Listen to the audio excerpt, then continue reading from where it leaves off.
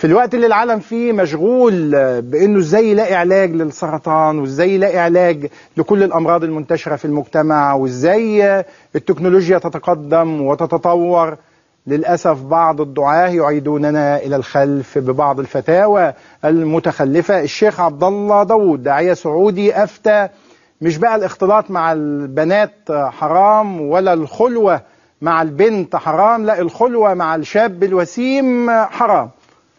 خلي بالكم، يعني استمعوا إلى الفتوى وشوفوا لماذا يتقدم العالم بينما نتأخر نحن. المراهق الوسيم تبغى نغطيه، نقول كل بحسبه. المراهق الوسيم لا بد أن نعرف أن للعلماء فتاوى في تحريم الخلوة بالشاب الوسيم، الطفل الأمرد اللي فيه لمسة فتنة. القضية هنا فيما يتعلق بالرجل، وليس الذكر كالأنثى، مختلف الوضع هنا، لكن لكل إجراءاته، هنا لا إجراء هنا لا إجراء. قضية الكلام اللي ذكر الأستاذ بس تحريم الخلوة مع هذه الجديدة، من اللي قال بها؟ من اللي قال يعني هذا؟ والله أنا أتذكر أني قرأت لابن كثير وموجود فتاوى، ليس في هذا. لا بس يعني أنا أعتقد إذا كان في تحريم الجلوس مع واحد وسيم، إحنا وصلنا لمرحلة متدهورة جدا. الخلوة هذه مشكلة أخرى يعني. لأن هذا إذا كان الأحكام عندنا لا ما هذا الشخص اللي هو طفل ولا كبير؟ لا هذا الشخص اللي ما يقدر يضبط نفسه مع إذا اختلى بشاب وسيم، يعني هذا عنده، هذا مريض تعبان يعني يبغى له علاج. لا مو صحيح. ليه؟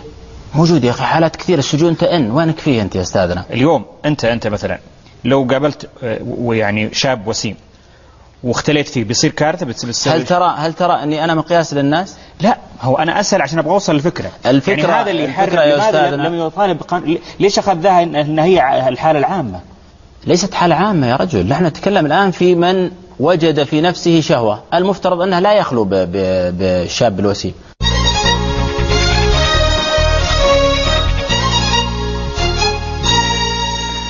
تخيلوا ان احنا لازلنا نفكر بالنصف السفلي، لازلنا نتعامل مع المرأة على انها وعاء جنسي، هنتعامل كمان مع الراجل هنميزه وسيم ولا مش وسيم، ونتعامل معاه بأي عقلية. اعتقد انه ده يعني انا ما ينفعش اعلق، انما هسيبه لزميلنا باسم يوسف. اعتقد ان ده بالنسبة له لقطة، يعني فتاوى تعيدنا الى الخلف بشكل كبير وتؤكد لماذا نتأخر، لماذا نعود للخلف.